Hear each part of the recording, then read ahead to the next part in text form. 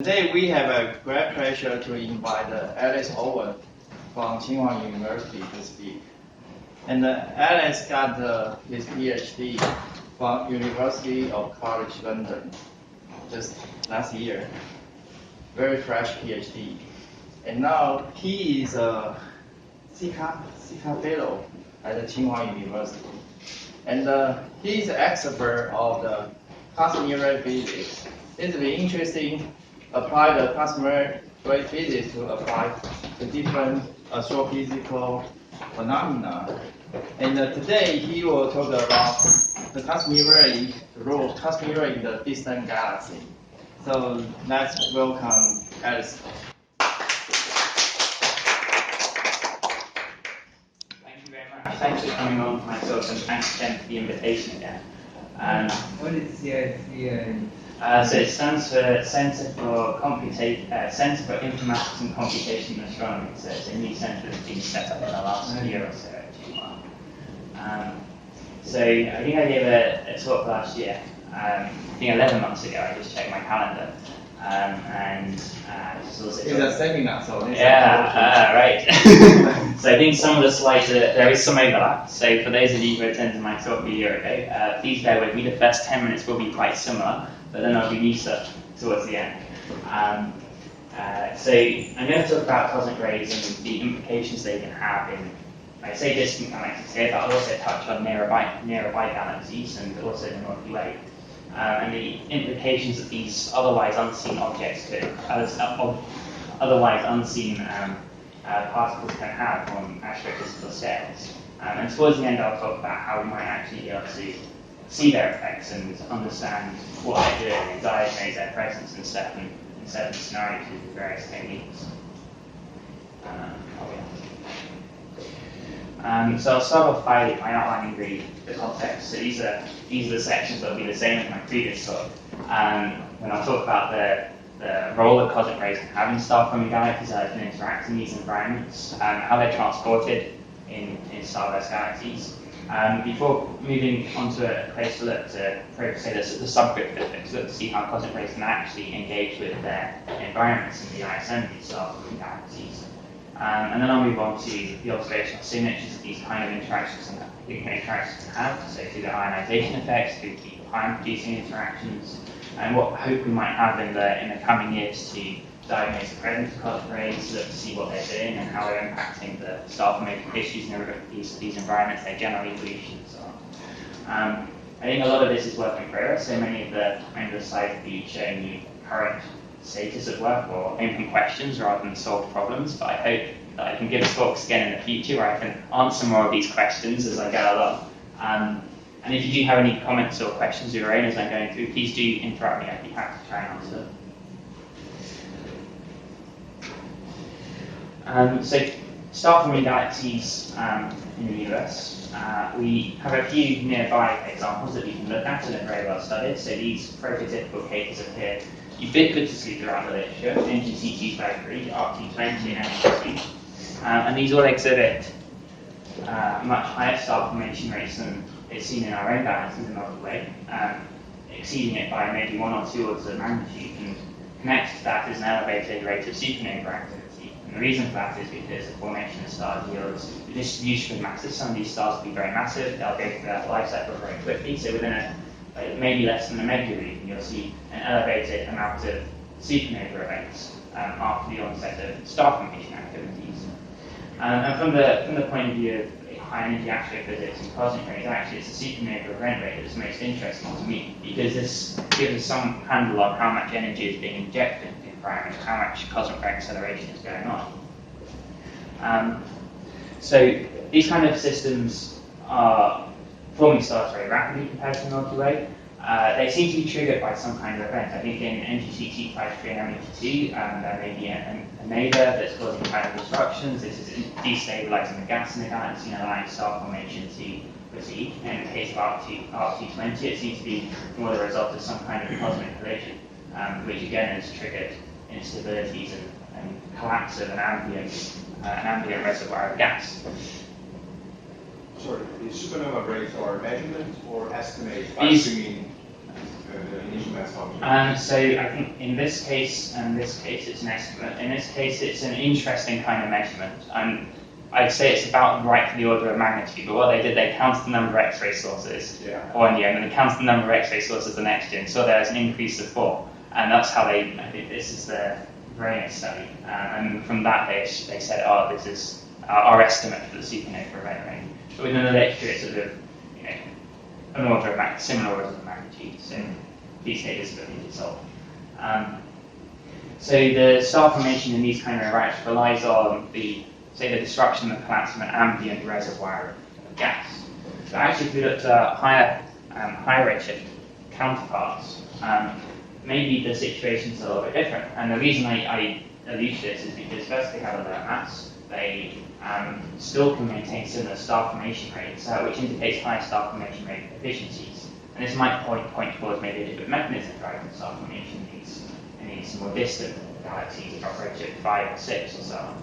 And actually simulation work is beginning to indicate that maybe the star formation in these kind of systems is driven by filamentary inflates of gas connecting the primordial cosmic web to the interstellar medium of these galaxies, fueling the star formation much more directly, rather than relying on this collapse and instabilities within a local ambient reservoir. And this may be the way that these higher redshift counterparts of star forming galaxies are able to sustain high supernova event rates. But this is all discussed in the literature. It's not an ongoing debate. I'm not going to take any particular sides in this case, but I would like to say that these are particularly interesting environments from the point of view of cosmic rays, because these are very high supernova event rates and very concentrated supernova event rates. And as I'll show you in the next few slides, this would indicate substantial and abundant well of cosmic rays, which can be an ideal test bed to investigate the implications and the effects they might have on the evolution of star formation in galaxies like this. So this is what comes up if you Google cosmic rays. It's not quite what I have in mind.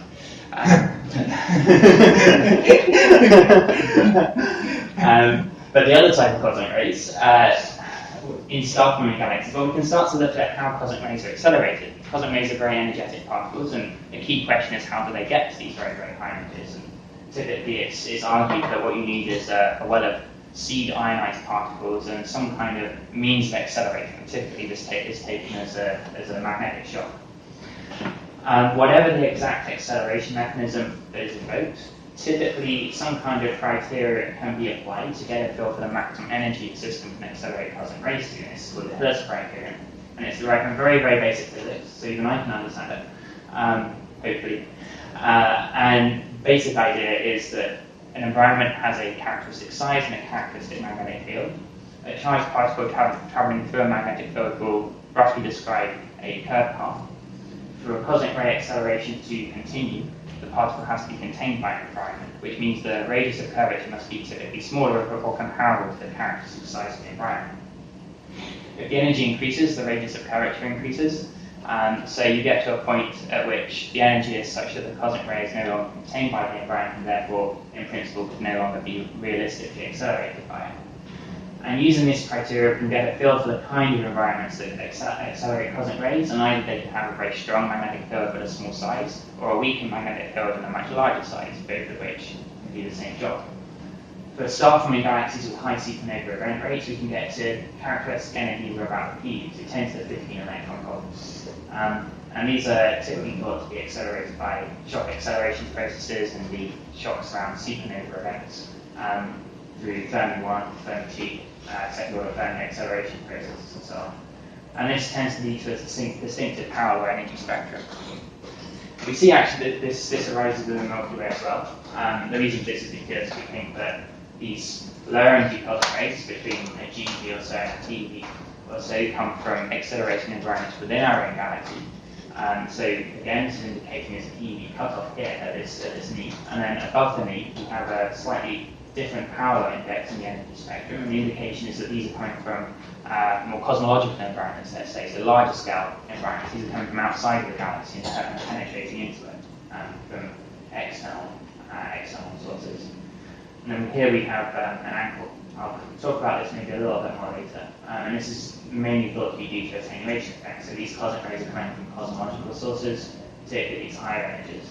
And actually, as they're propagating cosmologically, they'll be attenuated through interactions with ambient proton fields, so the CMB, the extragalactic background light, and so on. And this leads to their absorption into the medium. So we have a feel for what cosmic rays, cosmic spectrum is like. We have a feel for their composition, so they can be formed of these high energy protons. They can also have a component of electrons or positrons. Some people argue gamma rays are part of the cosmic ray umbrella as well. And the energy density is largely dominated by protons. The reason for that being that although electrons can be accelerated in certain environments, they cool much more quickly, so it's much more feasible for the protons to be propagating on accurate visible scales. So the next question is, how do the cosmic rays actually engage with interactions within star-forming galaxies and beyond? There's a few different avenues. So above a threshold energy of about 280 electron volts, certain interactions with ambient radiation fields can arise. These are so-called P-gamma interactions. You have one with each from the hadronic cosmic ray proton and the gamma from an ambient photon. And this can produce all sorts of pions, so charged neutral pions, which can then decay into these secondary particles, which eventually decay into electrons, neutrinos, positrons, and so on. And as you increase the energy, actually you increase the multiplicities of these seconds product particles. You also have negative pions forming as well, and eventually when you get to 50 GeV and above, the formation rate of charged and neutral pions, each of the three types forms in very similar ratio. You end up with this whole shower of particles being produced as the energy is released. Alternatively, you can have this so-called proto-pair interaction, so the direct formation of electron-positron pairs, or to some lesser degree, neon-antineon pairs. Alternatively, cosmic rays, particularly in the context of an interstellar medium of a galaxy, can engage with interactions with the interstellar gas itself, the matter fields. And this is where our high-energy proton comes along, collides with a nuclei. Maybe most likely it's going to be the nucleus of a hydrogen atom, so another proton. And then we can have a very similar process arising to the first P-gamma interaction, the proto-pi interaction. In this case, it's a proto-pi interaction, again forming these charged neutral pions above 50 GeV, again in similar abundances to each other. And these lead to this cascade of secondary particles. In the case of charged pions, you get the electrons and neutrinos again. In the case of neutral pions, you get the formation of two gamma rays for each one. And the whole branch of gamma ray astronomy generally relies on this decay chain, so the formation of gamma rays. And we see, if we look at the galactic plane in gamma rays, we see the whole thing is glowing. And we can correlate the gamma ray emission with like the H1 gas maps, and we see a very, very close connection, which supports this idea that these gamma rays are coming from energetic pion decays initiated by the PP interaction in dense clouds without the galactic plane. And the picture is shouldn't be too different in star-forming galaxies as well, except we have a higher cosmic ray flux because of the higher supernova event rate, and therefore, in principle, a stronger gamma ray glow. But which of these interactions is the most important? So here I plotted the effect of path length. By this, it's just maybe a fairly abstract way of thinking about the rate of interactions. This is the characteristic distance a cosmic ray would be able to travel whilst being affected by these various interactions until it loses the amount of energy comparable to its original energy. So you could maybe think of this as an effective mean-free path of the cosmic rays. This is not a realistic environment. This is a very idealized situation where there's no magnetic field, so the cosmic rays are able to propagate in a straight line. In the next section, I'll show you that's not true, but it does give us a feel for what interactions are the most important. So here in red, I've shown the losses that the cosmic ray protons would experience due to the cosmic microwave background. So here I think about the proto-pair, here is the proto-pi interactions. These very, very high energy, and you can see that the path length is relatively long, except above 10 to the 18 or 19 electron volts, at which point it starts to dominate. And this process is generally attributed to this angle in the cosmic ray spectrum at very, very high energies. And you can see that the energy at which that angle appears is corresponding to the energy at which these CMB photopion losses start to dominate the cosmic ray engagement of the ambient medium. And this is otherwise known as diffusion coefficient. Alternatively, in star-forming galaxies, we would expect there to be quite intense radiation field from the stars. But actually, it turns out the interactions with the stellar radiation field, again through photo-pair and photo-pi interactions, are not particularly important. It turns out the radiation fields are not strong enough to attenuate cosmic rays substantially in a star-forming galaxy. The picture in, say, an aging jet may be very different, but for a star-forming galaxy, it seems that actually the losses due to radiation fields are not very important at all at any energy.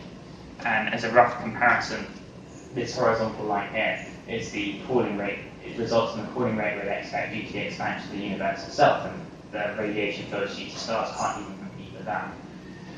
So that just leaves the hadronic interactions, so the PP interactions, with the typical density fields of the interstellar medium of galaxies, and pretty much across all energies, particularly the energies of interest up to a PeV, this vastly dominates the interaction rate.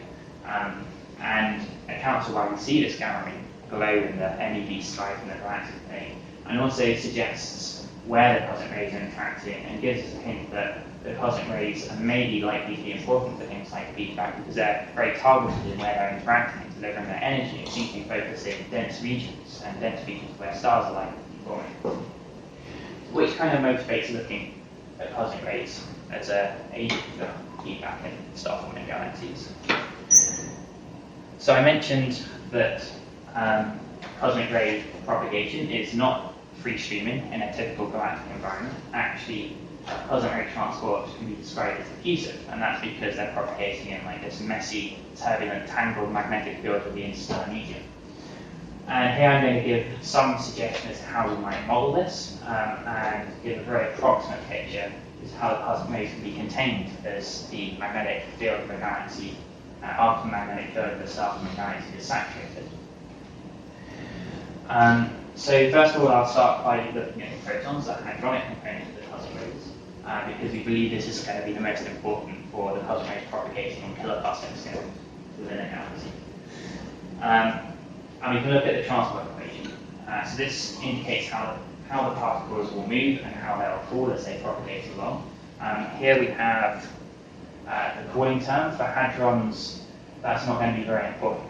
The mass of hadrons is quite large, cross-section is quite small, so radius of Pauling protons are not important compared to, say, leptons. There could be some Pauling losses due to ionizations in the dense medium, but actually I personally prefer to treat those as like synchrons, because the cosmic ray maybe can only undergo a few interactions in a very dense medium before it's characteristically lost most of its energy. Although that's very subjective, and your choice of how to deal with ionization for different Pauling terms can vary depending on the exact context you're applying it to. So for hadrons, we can ignore this Pauling term. Then here we have the source term. This is related to the supernova event rate of the host galaxy. This is how the cosmic ray is being accelerated. And you can just parameterize this quite easily and get a feel for how many cosmic rays are accelerated, how much cosmic ray energy is being injected by a single supernova event rate. And typically it's of order 10%, but there's some debate depending on the exact set of simulations that people use. But roughly I'd say here about 10% of the energy of the supernova event goes into the cosmic ray acceleration. We also have this term. This is the absorption term, and as I mentioned before, this is dominated by the so-called PP interaction, so for the energies of interest. So it's governed by this plot here. And then we have the two transport terms. So this is our diffusion term, and this is our so-called advection term. And I've given a little sketch here to indicate where these two terms might be most important. So if you have a star from a galaxy, say, with an outflow, the outflowing gas may be pushing gas with cosmic rays diffusing in it along much more quickly than they can diffuse. So you could think of, I don't know, a drip of ink in a stream. You can see the ink diffusing within the stream, but also it's being pushed along with a fast-flowing stream. And it's much the same for cosmic rays, and that is dealt with by this so-called advection term, very applicable to a fast-flowing galactic outflow. And that's something I think I spoke about a little bit last time. I'm not going to talk about it anymore today.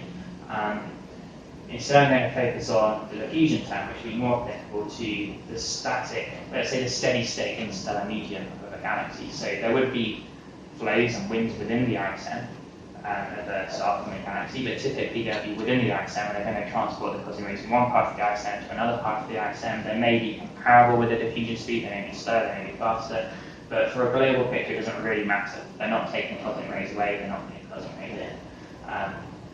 So we can treat the non-outflow part of a galaxy by just considering this diffusion term. And yes, I'm going to neglect this effect term now. In my subsequent models, I'm going to assume there's no outflow present and cosmic rays are propagating purely diffusively. So what I'm going to do next is try to solve this equation. What I would like is to consider a situation in the steady state. We can see what's going to appear on my screen next. Okay, so first of all, I'm going to approximate the host galaxy as a sphere. And I'm going to start getting the rewritten equation to appear down here. How about that? Some PowerPoint skills. So approximate the ISM as a sphere, so I'm starting to rewrite the spherical coordinates. Next, I'm going to consider the absorption. So this is dependent on the PP interaction. So this term is here we have this PP cross-section. This is parameterized based on empirical evidence of the LHC and so on. And this is the absorption term, so it depends on the density of the gas, the cross-section, and the density of the cosmic ray flux irradiating that gas. And then we can also deal with the cosmic ray injection as a boundary condition for now. We can restate this problem as individual linearly independent events. So you can see how the cosmic ray distribution evolves after a time t since the injection event. And then we can solve for just a single injection point, and we'll relax this restriction later and see what happens. And in the steady state, we can take the limit as time goes to infinity, and we end up with a solution that looks like this. And I think this is not all that surprising. What we have here is some kind of convolution of the heat equation, the heat diffusion equation, in this term here, and the absorption term that we maybe see in, I don't know, the radiation transfer equation. So this is telling us that the cosmic rays are being absorbed as they're diffusing through their ambient medium. So nothing surprising there. That's pretty much the form of the solution I was expecting to see before I solved the equation. So now let's deal with the secondary particles. So I mentioned there these PP interactions. These produce these charged and neutral pions. In the case of astrophysical situations and feedback processes, what I'm interested in is these charged pions. They decay into electrons and positrons. I'm going to hereafter consider electrons and positrons as just electrons. They do very similar physics and others look at feedback in the same way. Of course, there's things like annihilation processes, but actually the rate of interactions of cosmic ray secondary electrons with themselves is very low, so we can neglect that kind of thing at the moment. And we have neutrinos, and you just freely stream away from the scenario, so we can ignore those as well. It's like an energy. And now we can invoke the transport propagation again, but this time for electrons. So you can consider this secondary electron cosmic ray distribution. So now the interaction term, that sync term in the first equation for the cosmic ray protons, is dealt with as our source term for the cosmic ray electrons. In this case, most of the energy loss is dealt with by cooling. So in this case, radiative cooling is much more important. So synchrotron losses in ambient magnetic fields, inverse Compton losses in ambient radiation fields. The rate of this is much more important than it was for hadrons. So now we do have our cooling term. And I'm also going to put ionization losses in here as well, because it turned out that it was quite comparable in terms of time scales, and it made the differential equation easier to solve in the long run. So that leaves us with no sync term. Neglect that. Again, I'm getting rid of the convection term here because we're still considering a steady state scenario and a spherical ISM, and we're just left with a diffusion term, and we can go ahead and solve this in the same way. The form of the solution looks very similar, except when we previously had the attenuation term, it now turns into some kind of cooling term in the exponential. And what we end up with, if we convolve this over a distribution of point sources through a spherical ISM, so relaxing that restriction now, we can get a feel for what the distribution of cosmic ray protons should be like through the host galaxy, and what the distribution of secondary electrons should be like through the host galaxy. So actually there's a little bit more noise here because of the way in which we deal with the secondary electrons. So for every single realization of, so for every single point at which we calculate the proton distribution, we use that to sample the points at which we calculate the secondary electron distribution. So if we have 10,000 points for the points at which the cosmic ray protons are being introduced, every single one also has 10,000 points for cosmic ray electrons, and this tends to result in a lot of noise, a lot of longer calculation time. So that's why this doesn't look like this. But the point I want to make here is that typically the cosmic rays are spread throughout the ISM, but the electrons typically are deposited within the ISM, so their feedback is very much concentrated. Remember, it's these electrons that are mediating any heating effects or energy transfer that the cosmic rays are able to impart. Just to note here, I include this in line for mathematical completeness, but actually we don't have a good feel for what the magnetic fields are like. What the magnetic fields are like in the circumgalactic medium, as they connect between the ISM and the IGM. So if we just assume some continuing magnetic field, we get something like that. But of course, it's not physical. Realistically, we don't expect the cosmic flux to go right down unless something like an outfit was present to move the cosmic ray energy density from the internal part of the galaxy to the surrounding. So, what does the heating rate look like? Well, we can get a feel for what the heating rate is like if we assume this cosmic ray energy density, which is based on a supernova injection rate of 10 supernova events per year. And what we get is a heating rate of about 10 to the minus 25 ergs per cc per second. But what does that mean? Oh, so that's about, here, this is a more conservative case. If we boost the cosmic ray injection rate, and of course we boost the cosmic ray heating rate. It's not quite linear because eventually you get to a point where the cosmic rays aren't effectively contained, or there's some other process going on, or the cosmic rays start to pull through various mechanisms. But roughly speaking, it's more or less linear, depending on the model, the exact model of the code. But what does this really mean? How can we compare this to more conventional heating mechanisms? Well, we can compare with, X-rays from hot ISM baryons, and people might be interested to look at these because maybe the X-rays can penetrate further than typical ultraviolet radiation into dense clouds, so maybe they can have some ionizing or heating effect in star-forming regions, but it turns out they're not so important compared to cosmic rays.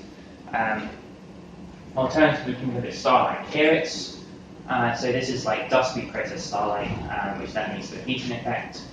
In this case, it seems to be not very important, but this is assuming there's very, very, very little dust in the host galaxy. And actually, like more recent observations since I wrote this paper are much more supportive of the idea that the star-forming galaxies in the high redshift universe are very dusty indeed. So actually, we might be able to raise the starlight heating by a few orders of magnitude to maybe even dominate over the cosmic rays.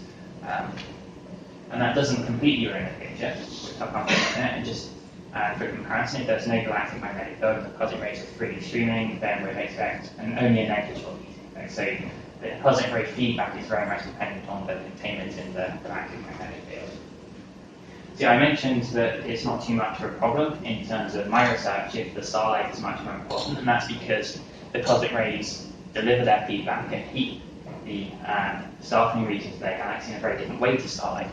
So starlight or ionizing radiation can only affect the outer layers of dense clouds, but actually the cosmic rays can penetrate in principle much deeper into these clouds and then deliver their energy into the denser regions.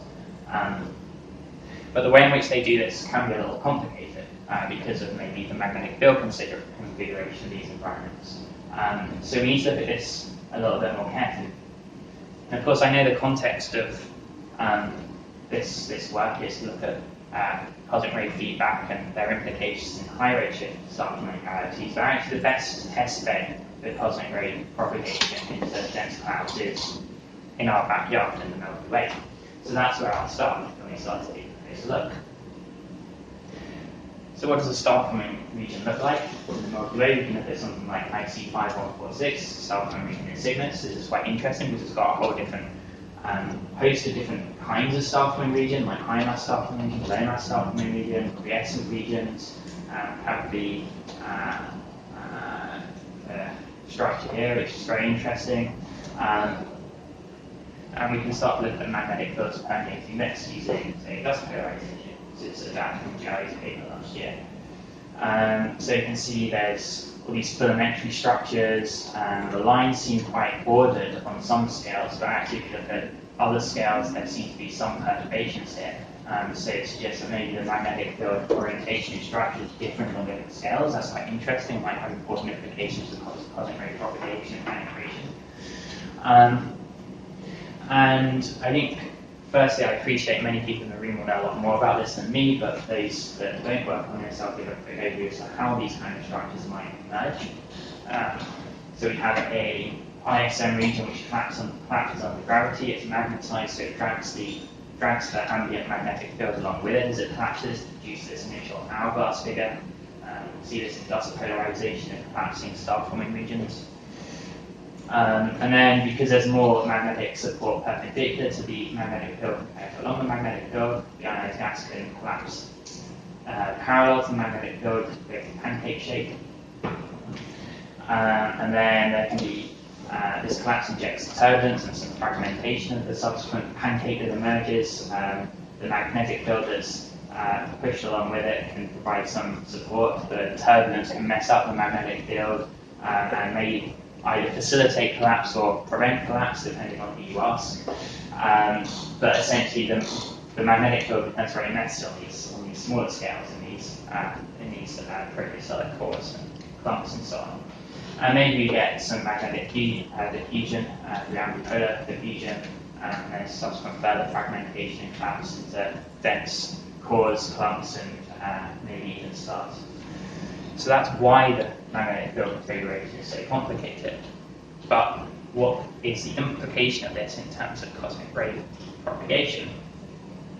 Well, I'm going to simplify the model substantially before I apply my cosmic ray diffusion equation again. And I'm going to sketch out the characteristic features that as theorists, I'd like to see in these kind of situations. So we have the curved magnetic field structure, this hourglass shape on large scales, then the cloud itself, and then there's dense clumps and cores forming within the cloud. And then maybe there's cosmic rays coming in from the ISM and permeating the cloud as well. So we can take the boundary of the cloud as the sides of the cloud as a boundary condition, and I tried to illustrate this with a realistic picture, so maybe you can see this filamentary cloud structure here, and there's a few clumps and cores forming within it. The magnetic field is permeating through, and then there's cosmic rays coming from the ISM and penetrating into this cloud. So now I can start to apply my diffusion equation again. Let's revisit the transport equation. Again, no substantial bulk flows in the medium. The collapse speed of these kind of objects is much slower than the diffusion speed of cosmic rays, so for the time being I can ignore this term. The diffusion term is quite important. The Corning term remains, and we can just take the source minus sink term as a boundary condition as the cosmic rays are flowing into the cloud, and solve from that. What I want to talk about here is the diffusion coefficient, because this is where we encode all of the messy information about the magnetic structure of the cloud and how it varies on different scales. But really what I want to do is make something a little bit more physical. What people tend to do is just assume some kind of scaling of a constant of 10 to the 28 centimeters squared per second, then adjust it depending on the energy, adjust it depending on the magnetic field, but they don't necessarily take into account the actual structure of the magnetic field. Sometimes they do, sometimes they assume very simplified model. But in this case, what I want to do is something a little bit more realistic, based on what we see, and account for firstly the strength of the magnetic field and also the structure. So modify the diffusion coefficient according to the structure that we measure in the magnetic field fluctuations of a realistic cloud. So typically we would expect the diffusion coefficient to go down if there's substantial power in the fluctuations in the magnetic field. And that's because the magnetic field will be more complicated, more tangled, and there'll be more scattering of the cosmic rays that try to propagate within it, and therefore their bulk flow, their bulk diffusive velocity will be slower. So we'd expect an inverse proportionality between the power in the turbulence and power in the messiness of the structure of the magnetic field and the diffusion coefficient. There's a whole bunch of constants there that are important to do the calculation, but not what I want to talk about today. And we can get the power spectrum by looking at the second order structure function, or the second order structure function of the polarization angles of the magnetic field in the cloud. And this gives us a feel for what the kind of structure of the field might look like. So this is what we did. We applied this to the polarization of the dust polarization in this IC region. We looked at the dispersion angle, so the second order structure function of all possible pairs and measured polarization angles throughout the entire cloud. We could get a feel for the kind of structure that's there. So we see there's an equal amount of structure on certain scales. We looked in different bands as well, and interestingly, in some cases we saw there was structure that was appearing in data from more than one band. In some cases we found that the data was only in one band was sensitive to structure that wasn't appearing in other bands. And we think this is because there's different levels of attenuation, which means that certain bands are more sensitive to magnetic field structures on certain scales compared to others. So that does indicate that we are losing some information on some scales. We're not quite sure how much, but also tells us that we are able to pick up some information, more than we could by just assuming some kind of constant diffusion coefficient. And we can see some of the structures that we saw in the picture here. So at these very large scales, this is picking up the large scale hourglass curvature of the magnetic field. And these smaller scales, it's probably more driven by this random fluctuation, perhaps, that has turbulence behind it. So we can take this statistic and apply this, calculate the diffusion coefficient, and then see how that impacts the distribution of cosmic rays in the stuff from the cloud.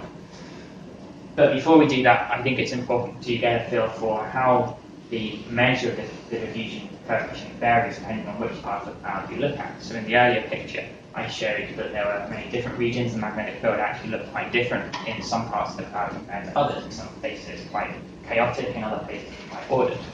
So I think the first question is how can our statistic, how representative is our statistic of the diffusion of cosmic rays through a cloud? So to do this, we took 4 different regions in the cloud, one around the cocoon, one in the pancake-shaped structure, one here, and one here where things are, where we don't have quite as much data samples, and here things are maybe a little bit more ordered than elsewhere in the cloud. And we calculated the diffusion coefficient in each of the 4 bands to see how much variation there was.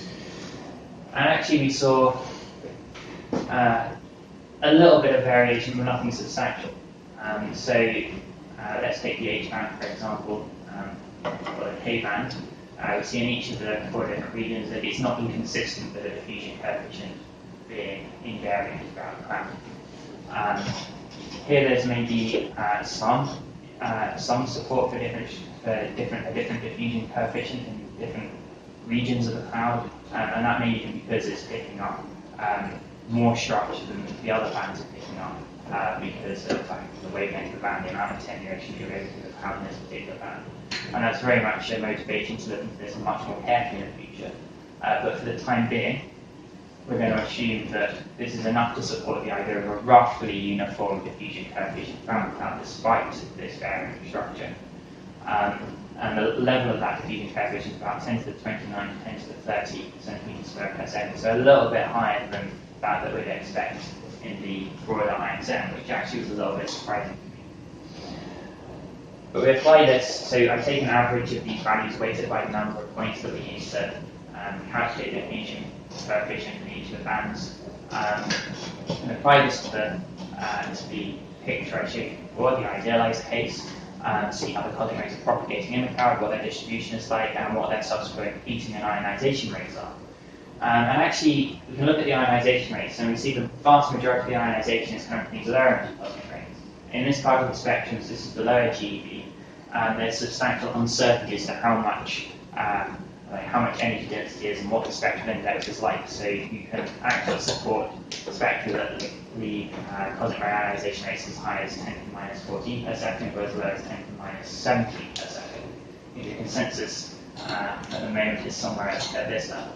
So our results are not inconsistent with that consensus, but they do vary in many orders of magnitude. Behind the cosmic rays, the constraint on the spectrum is a little better because we have a better, the cosmic rays are penetrating more towards Earth, so we can make a stronger assumption the spectrum elsewhere in the ISM is more similar to that we're observing in Earth, and they can account for only a small fraction of the ionization. But actually, they're much more engaged in heating, so much of the heating effect comes from these high energy cosmic rays. So the way they seem to heat most effectively is through scattering of the ambient magnetic fields, promoting increasing the amplitude of alpha waves, and then allowing these down waves to then dissipate their heat, or through ionization, and these operate at fairly competitive levels, particularly in the central region.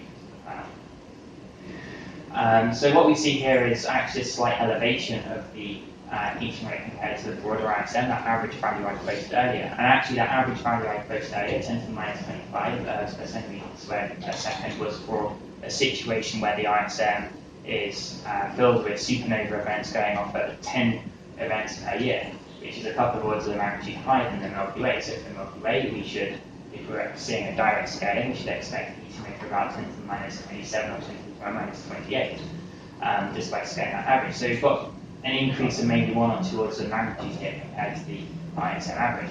But is that enough to do anything important? So what we did next is we took a model of, so we identified the filaments in the IC region, applied a predicted Gaussian profile to each of these filaments, and then propagated our cosmic rays through them to see how much heating they could have. And then we find the resulting steady state temperature when we are accounting for cosmic ray heating versus the steady state temperature when we're not accounting for cosmic ray heating. And it turns out the effect is pretty inconsequential. You can see here that the values are, at best order of 1 Kelvin. So it turns out that within a Milky Way type environment, the cosmic ray flux is not sufficient to cause any kind of substantial heating at all, but it can account for the amount of ionization that we see in these kinds of environments. So that's kind of disappointing, but actually maybe what we expected, because the cosmic ray flux in the Milky Way is not too substantial. So we wouldn't expect to have too much of an effect on the star formation history or the subsequent star forming activities within a Milky Way type environment. What I'm much more interested in is the potential impact they can have in a star forming galaxy type environment where the cosmic rays are presumably much more important.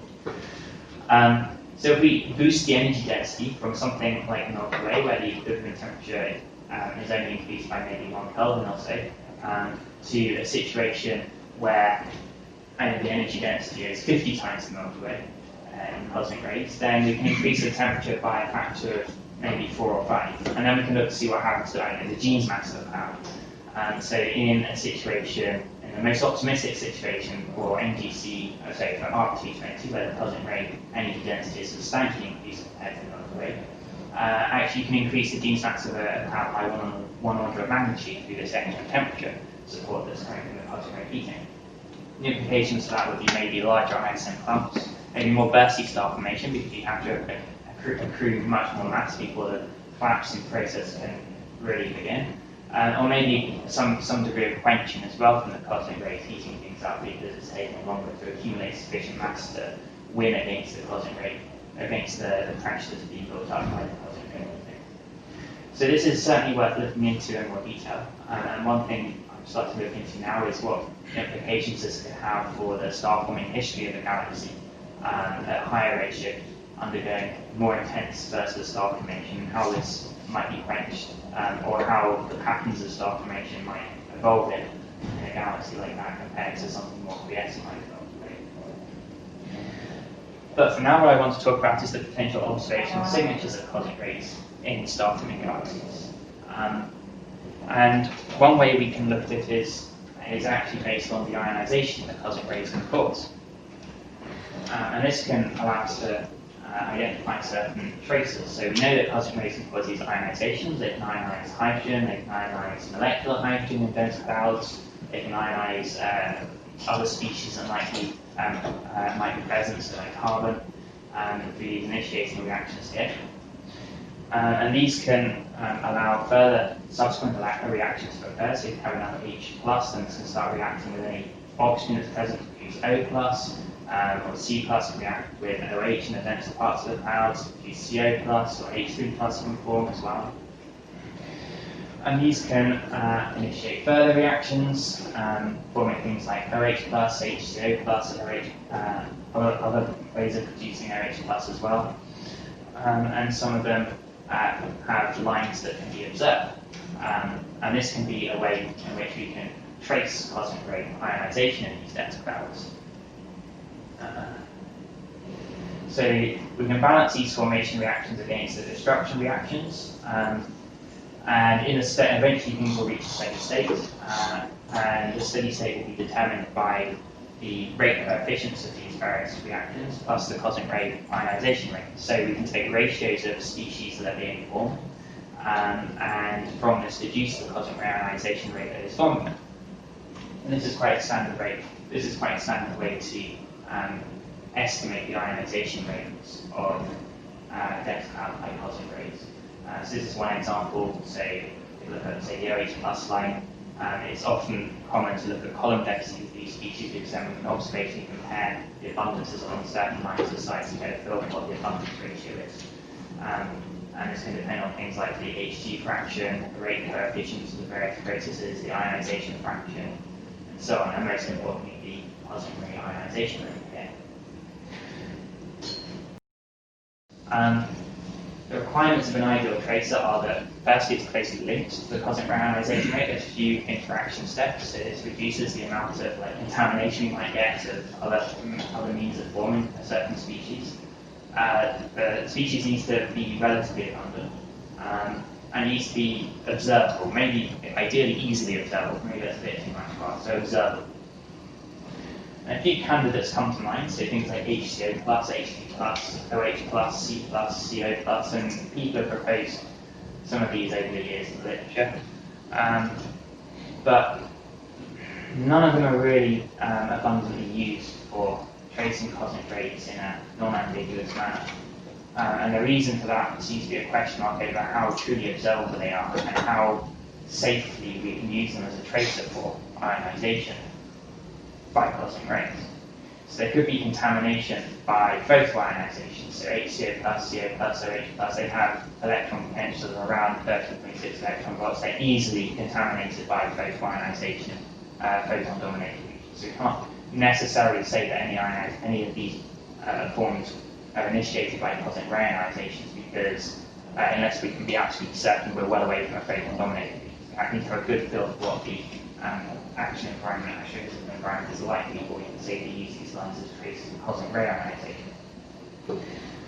Alternatively, we can use things like H3+, but this is a little problematic because it's plagued by foreground contamination, particularly in IR bands. Or we could use CO+, and this has a problem that its strongest line is easily confused with other things, which makes it a non-ideal tracer as well. But we can make a compromise. So, for example, in the case of CO+, maybe we can use something. There's a few accessible lines that would be observable with, say, AMA, so 235.6 gigahertz through to 354 gigahertz. That's band 6 or band 7. There's also 236.1, so the strongest line, but this is the one that's heavily contaminated, and these lines are substantially weaker. But we could make a compromise, and we could accept that we just need longer integration times and look at things that are likely to be subjected to a higher cosmic ray flux, say maybe towards the galactic center, and maybe we might be able to see something. And this is going to be the subject of our proposal we were going to submit in ARMA, but unfortunately that will got halted because of the coronavirus. But maybe next year. So yeah, just for comparison, like the integration times at some source may be very close to the galactic center, but strong cosmic ray flux will still need of order tens of hours to see anything, whereas the stronger lines only need maybe a few minutes that are heavily contaminated. There's an alternative possibility, which actually to me is more interesting, and that is to make use of redshift. So there's other species that have inaccessible lines, but are more robust and safer to use if we were able to see them. But things like atmospheric attenuation is problematic. So H2O+ is very likely to form in regions that are protected from photoionization. It's a fairly robust tracer of photoionization and has relatively strong lines, but unfortunately it's very hard to see from the ground and falls between band 9 and band 10 of alpha.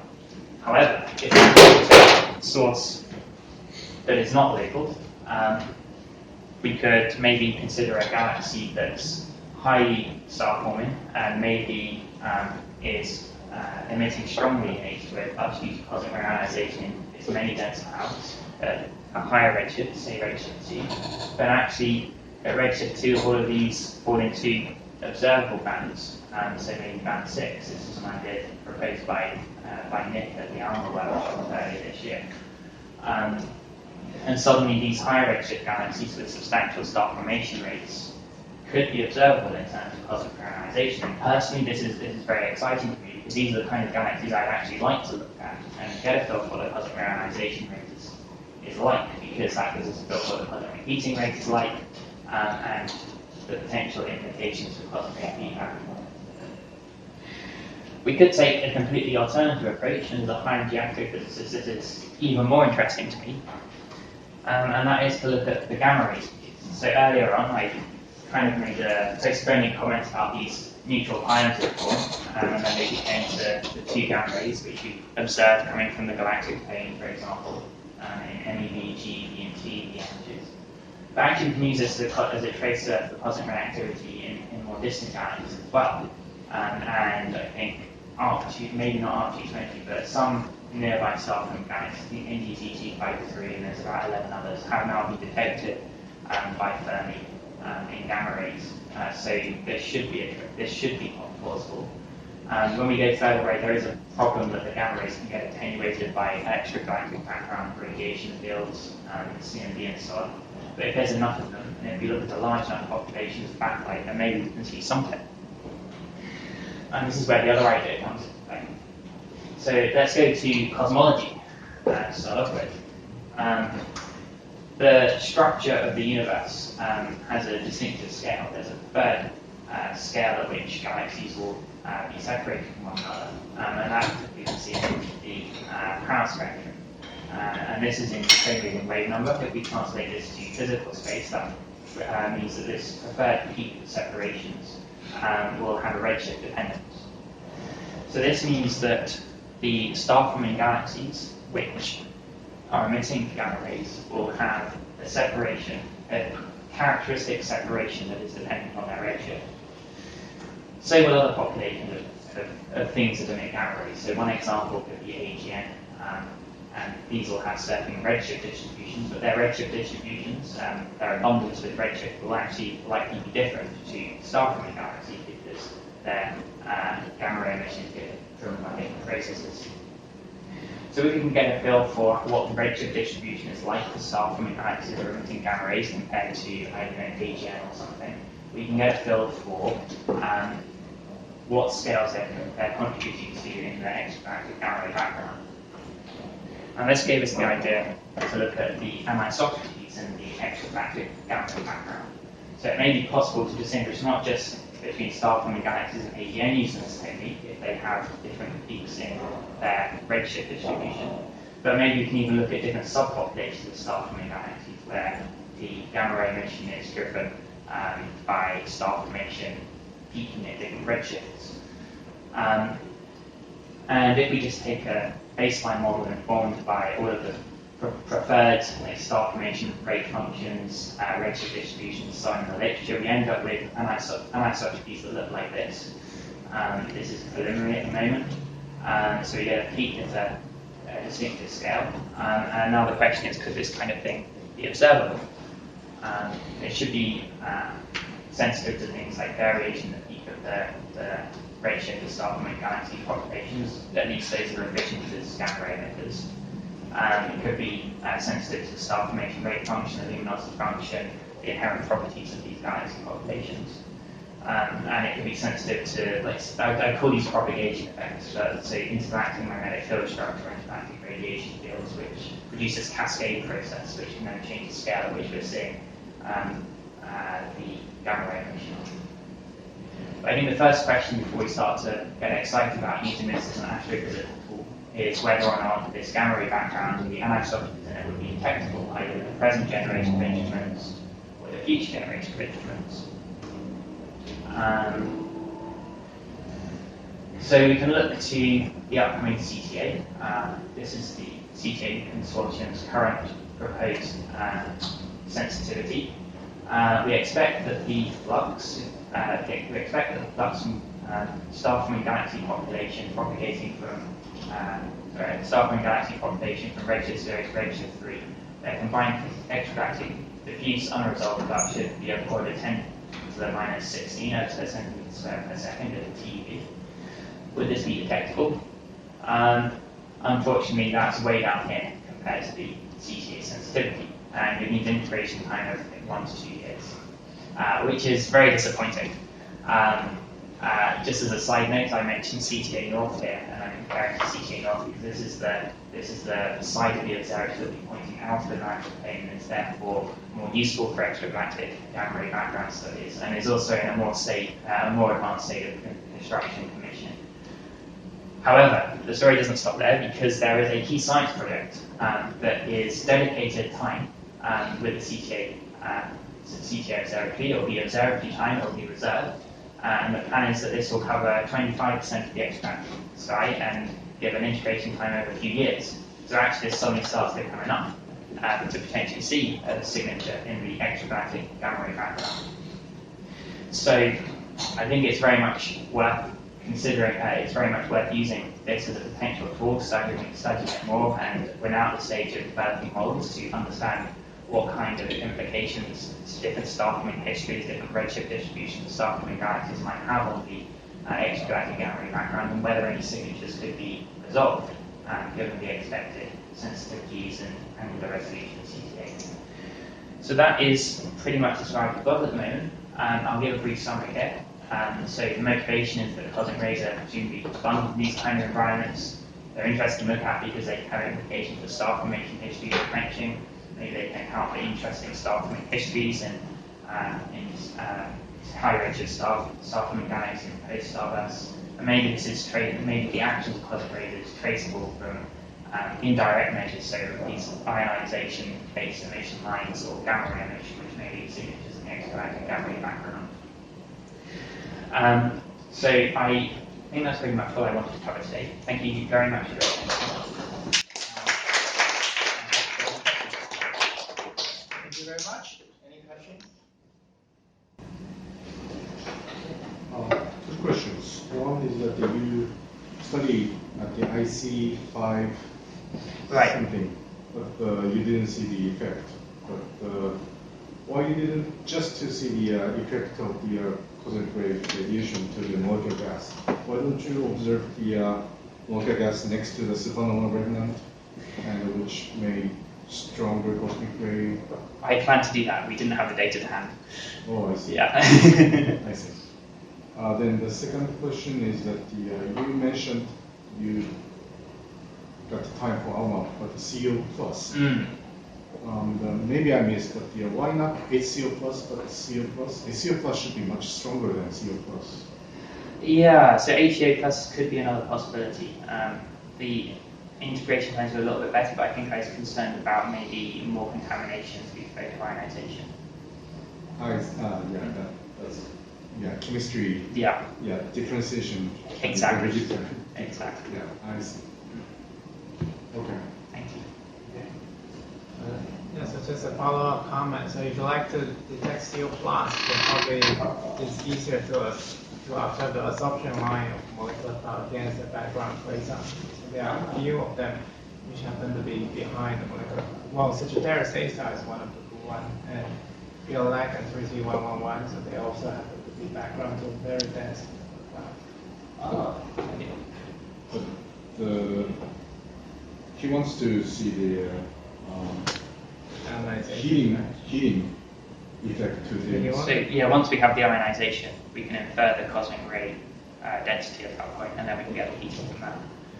Basically, you want to use the abundance ratio to constrain the ionization rate. But to see the effect as a function of radius can be. Right? This is harder. Like at least maybe we can get 1 point and then make some assumptions about that. Yeah. Or we can use dust polarization to measure the magnetic field structure and then do something from that. But assumptions have to go in. Yes, if you look at the quasar, there's probably already data. Those bright quasars are calibrated. CEO should be. I never studied. So I feel that they can be. Yeah. Yeah. Even as may be detected. Yeah. Okay. Any other question? So you're proposing that ionizing water line is a cleaner test compared to the other species. Have you estimated line strength compared to the typical CO lines, for example, with a factor of, I don't know, 100 fainter or how much fainter? I did calculate this, but I can't remember what my answer was, unfortunately. I'll get back to you on that. Because I might have sample that. Okay, maybe we can talk afterwards. Thank you. Good. Ideally, relative to that, ideally, there's a gravitational lens, then much easier. Yeah. Any other final question? Okay. If not, let's thank Alex again.